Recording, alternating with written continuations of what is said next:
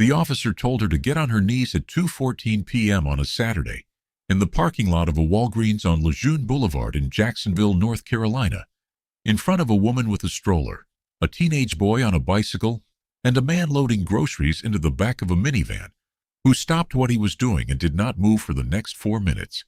She was standing at the driver's side door of her blue 2020 Toyota Camry, with both hands visible at her waist, exactly where she had placed them within 3 seconds of the officer approaching, exactly as she had been trained to do in situations where the calculation required keeping yourself alive first and handling everything else second. She had not reached for anything. She had not spoken until spoken to. She had answered every question directly. "Yes, sir. My name is Sergeant Adora Mensah." "Yes, sir. I live on Holbrook Road." "Yes, sir. I can show you my registration." He told her to get on her knees anyway. He said there had been a report. He said the vehicle matched a description. He said she needed to comply with his instructions, or he would have to escalate the situation. She looked at him for 2 seconds, not with defiance, with the particular attention of a person calculating what compliance cost in this moment against what non-compliance costs, running both numbers simultaneously the way a person does when they have been trained to make decisions under pressure. She got on her knees on the parking lot asphalt, which was warm from the afternoon sun, with her hands laced behind her head, and she looked straight ahead at the Walgreens entrance and at the security camera mounted above it, and at the small digital clock visible through the plate glass window of the pharmacy that said 2:14, and she held that number in her mind the way she held all numbers that might matter later. Behind her, 4 spaces back in the same parking lot row, a dark green government-issued Ford Expedition had pulled in at 2:11 p.m. and had not yet turned off its engine. Her full name was Sergeant Adora Nkechi Mensah, and she was 29 years old, 5'7", 146 pounds, 8 years into a Marine Corps career that had taken her from Parris Island to Camp Pendleton, to 2 deployments in the Pacific, and for the past 14 months, to Camp Lejeune, which sat 7 miles from the Walgreens on Lejeune Boulevard, where she was currently on her knees on parking lot asphalt, in civilian clothes on her day off. She was wearing dark jeans and a white fitted t-shirt, and clean white sneakers she had bought on the PX at Camp Lejeune for $34 the previous month. The t-shirt was the particular kind of white that requires effort. She washed it separately. Cold water, gentle cycle, dried flat on a towel rack in the bathroom, because her mother in Accra had taught her that the way you maintain the things you wear is the way you present your relationship to standards. The sneakers were clean, because she had wiped them down that morning with a damp cloth before she left the house, the same way she cleaned her boots before every inspection, because the habit had long since stopped being about inspections, and had become about who she was when nobody was looking. She had driven to the Walgreens to pick up 2 things: a prescription her doctor had called in that morning and a specific brand of shea butter her mother sent her in packages from Accra every 3 months, and which she had run out of 2 weeks ago, and had been doing without since. The prescription was for a mild inflammation in her left knee, an old stress fracture site from a training run in 2021 that had healed fully, but that her body reminded her of periodically, its own form of record-keeping. She had been inside the Walgreens for 9 minutes. She had paid $14.37 for both items. She had put the bag on the passenger seat of the Camry and was reaching to close the door when the patrol car pulled in at 2:09 p.m. In the left breast pocket of her weekend bag, which was in the back seat of the Camry, was her military ID lanyard off, card in the pocket, the way she kept it on weekends because she was not on duty, and she was not in uniform. And she was a person who had a life that was hers on Saturdays, and she did not feel the need to announce what she was. To everyone she encountered, she had earned that. 8 years and 2 deployments had earned her the right to be a woman running errands on a Saturday afternoon without it being a statement. On the passenger seat of the Camry, sitting on top of the Walgreens bag, was a small blue zippered pouch her mother had sent in the most recent package from Accra.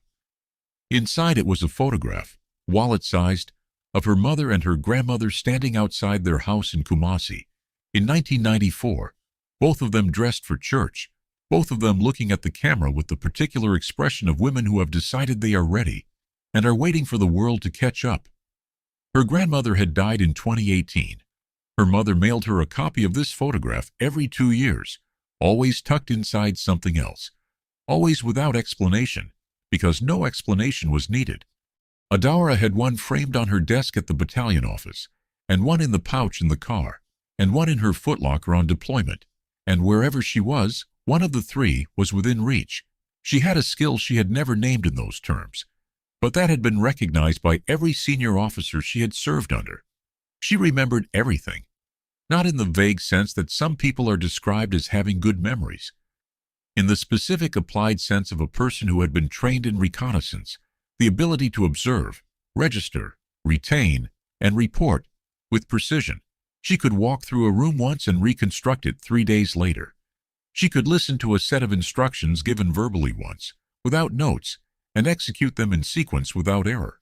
She could hold a timeline in her head the way other people hold a grocery list, and the timeline was always right. The clock through the Walgreens window said 2:14. She was holding that number. She was also holding 2:09, which was when the patrol car had pulled in. She was holding the officer's name tag, which said Baird. She was holding the number of people in the parking lot, which was 4, including the man with the minivan, who had still not moved. She was holding the registration and insurance documents in the glove compartment she had offered to retrieve and had been told to leave. She was holding all of it carefully, in the specific internal order of a person who understands that information is the only leverage that is always available. The Ford Expedition in the parking lot belonged to Lieutenant Colonel Ama Darko Owusu, commanding officer of the 2nd Battalion, 8th Marines, Camp Lejeune. She was 46 years old, 21 years in the Corps, and she had been 2 rows back in the Walgreens parking lot for 3 minutes before the moment that changed the math of everything happening in front of her. She had pulled in at 2:11 to pick up lunch from the sandwich shop in the strip mall, 2 doors down from the Walgreens, which she did every other Saturday when her schedule allowed. Because the proprietor was a woman named Constance, who had been making the same pepper turkey on multigrain for 21 years, and it was the only thing Lieutenant Colonel Darko Owusu had found in Jacksonville in 3 years of being stationed here that tasted like something her grandmother would have approved of. She had seen the patrol car pull in. She had watched because watching was not something she could turn off. She had watched a young black woman in a white t-shirt and clean white sneakers come out of the Walgreens with a small bag and open the door of a blue Camry, and she had watched the officer get out of the patrol car and approach, and she had watched the hands go up to the waist within 3 seconds, and she had understood in those same 3 seconds who she was watching and why the hands had gone up that fast, and what the calculation behind that speed looked like from the inside. She kept the expedition running. She took out her phone. She did not move. She was watching to see what happened next, because what happened next would determine what she did, and she had been in the Marine Corps for 21 years and understood that the quality of a response depends entirely on the quality of what precedes it, which requires patience of a specific active kind, not waiting, but watching with the full engagement of someone who will be required to act and is using every available second to understand the situation completely before acting. She watched the officer say something. She watched Adaora stand with her hands visible. She watched him say something else. She watched Adaora look at him for 2 seconds. She watched her get on her knees. She turned off the engine. If you think you know where this is going, stay with me, because what Lieutenant Colonel Darko Owusu does in the next 90 seconds is not what you expect, and the reason it works is exactly why. She did not get out of the expedition immediately. She sat for 11 more seconds. She was watching the officer's hands, his body position, the distance between him and Adaora, the configuration of the people in the lot. She was reading the scene the way she had been trained to read any tactical environment. For threat level, for variables, for the action most likely to produce the desired outcome without escalating the situation into something that could not be controlled. She picked up her phone and made one call. It lasted 43 seconds. Then she got out of the expedition. She was not in uniform. She was wearing dark gray running pants and a Camp Lejeune quarter-zip pullover, the unofficial weekend uniform of a senior officer on a Saturday. She walked from the expedition to Officer Baird at a pace that was deliberate but not rushed, the pace of a person who has been somewhere longer than you realized and is now making themselves visible to you. She stopped 6 feet from Baird and said, What's the nature of the stop? Baird turned. He looked at her. He said, "Ma'am, this doesn't concern," she said. "I know it doesn't concern you that I'm asking. What's the nature of the stop?" Her voice was level, not loud. Level in the specific way that a voice is level when the person speaking has spent 2 decades in an institution where raising your voice is a sign of lost control, and lost control is a liability. Baird said there had been a report. He said the vehicle matched a description. She said, "What description?" He said, "Blue Toyota sedan." She looked at the Camry. She looked at the parking lot. There were, by her count, and Adaora's count, and the count of anyone paying attention, 3 blue Toyota sedans visible from where they were standing. She said nothing about this. She said, "This woman is on her knees on public asphalt. On what grounds?" He said she had failed to comply promptly. She said, "She had both hands visible within 3 seconds of your approach. I watched it from that vehicle." She indicated the expedition. "I've been in this parking lot since before you arrived." Baird looked at the expedition. He looked back at her. She took out her ID. She handed it to him the way she handed any document to anyone who needed it. Without ceremony, without drama. The way you hand someone a fact. He looked at it for 4 seconds. Something in his face reorganized itself around what he was reading. Not rapidly. Slowly. The way things reorganize when the mind is catching up to new information that contradicts what it thought it understood.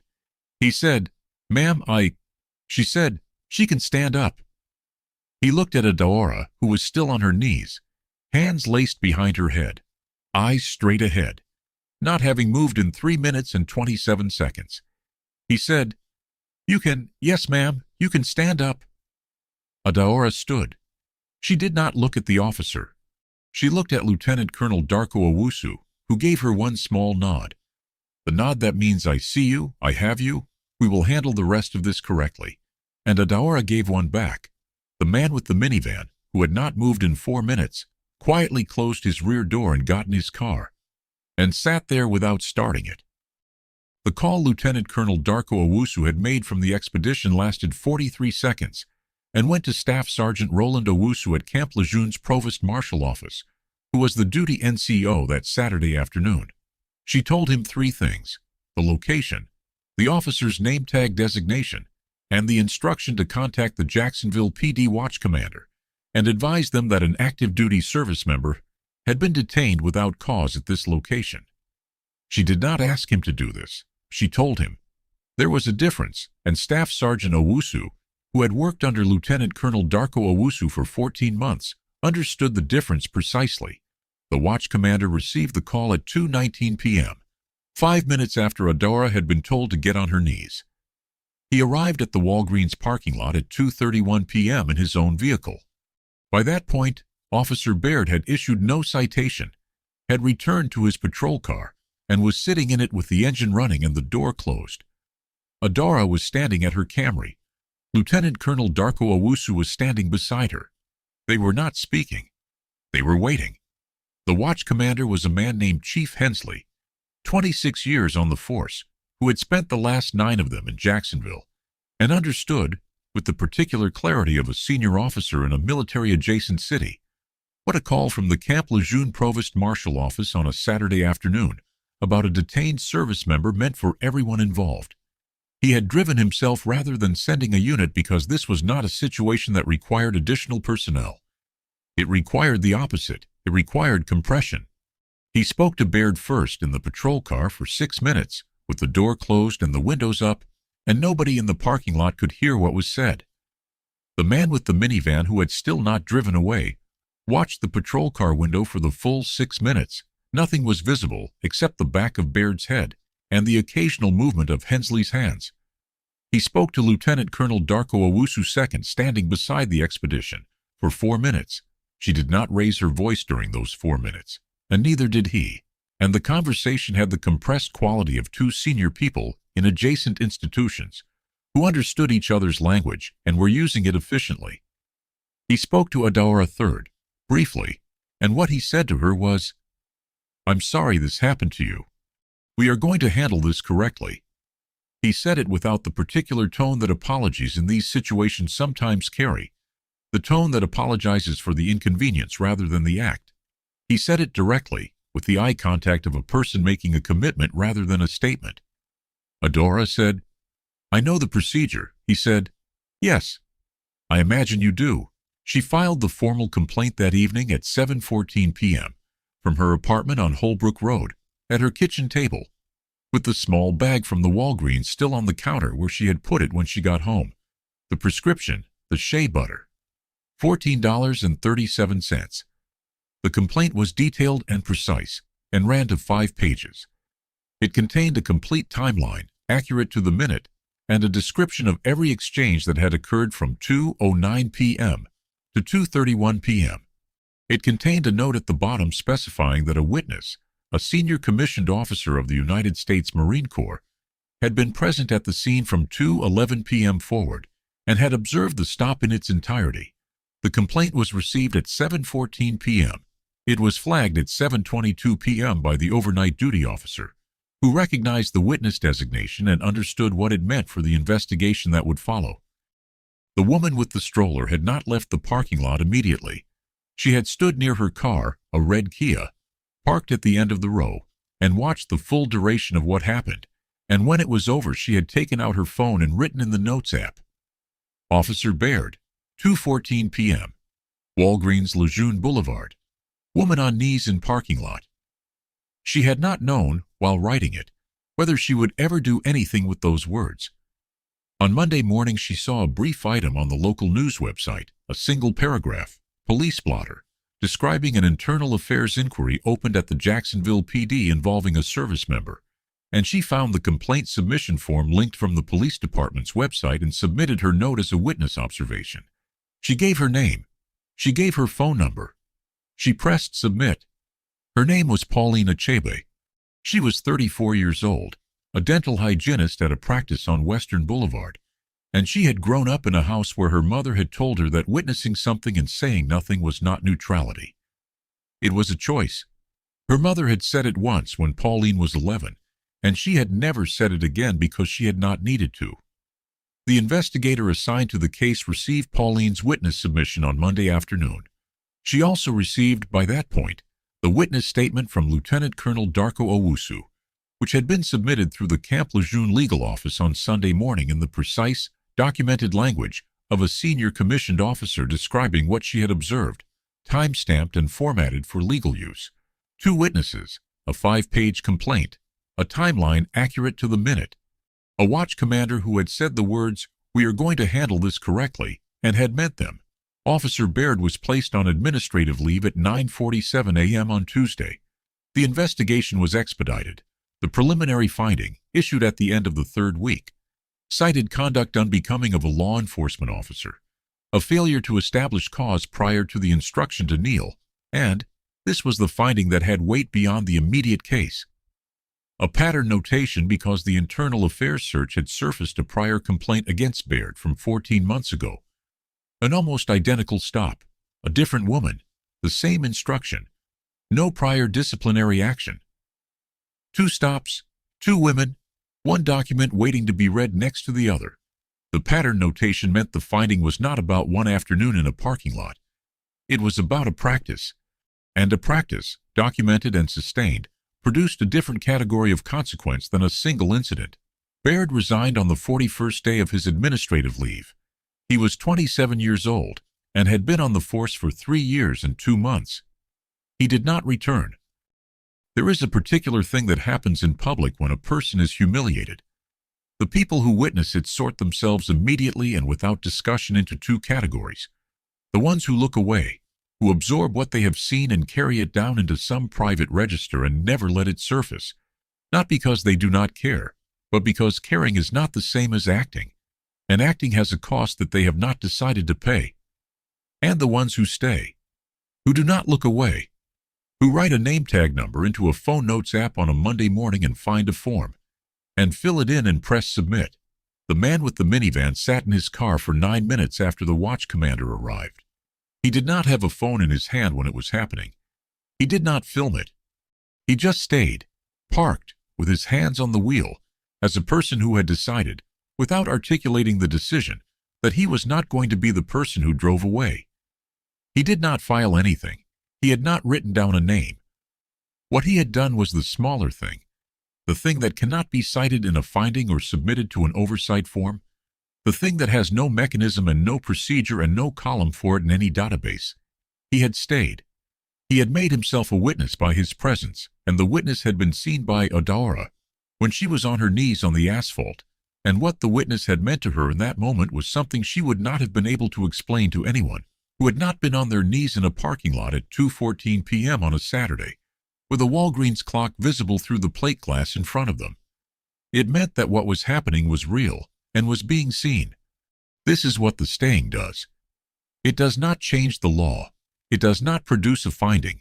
It does not move at the velocity of a watch commander's phone call, or a 5-page complaint, or a pattern notation in an IA file. But it changes the weight of the moment for the person inside it, and the weight of a moment determines what a person is able to carry out of it, and what they carry out of it is what they build the rest of it from. Adaora had carried out a timeline, exact minutes, exact names, exact words, held with precision the way she held everything, maintained by training and temperament, and the specific understanding of a person who knows that information is always available to the person who remembers. 8 years in the Marine Corps had given her many things. The most important one was not a rank or a deployment record or a commendation. It was the knowledge, bone deep, that what you do with the 7 seconds after something goes wrong determines everything that happens after. 7 seconds of control, of choosing the correct response rather than the immediate one, of keeping the information intact so it can be used. She had been on her knees for 3 minutes and 27 seconds. She had kept the information intact. She had stood up and nodded and gone home, and put the bag on the counter and eaten dinner, and sat down at the kitchen table at 7:14 p.m., and written 5 pages. That is the story. The 5 pages are the story. Not the kneeling. The kneeling was what someone else chose. The 5 pages were what she chose.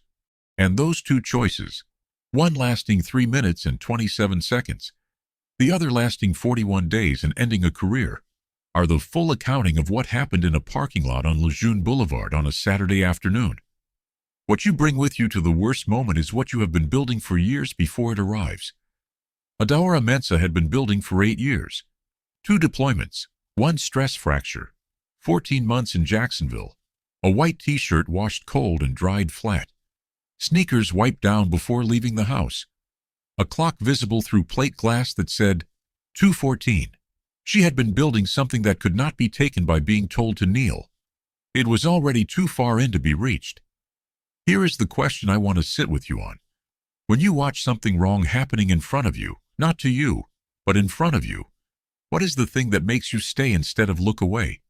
And if you're not sure of the answer, what would it take to become sure? Leave your answer in the comments. I want to read it. Subscribe for more stories about hidden strength, quiet power, and the people the world overlooks until they change everything. I'll see you in the next one.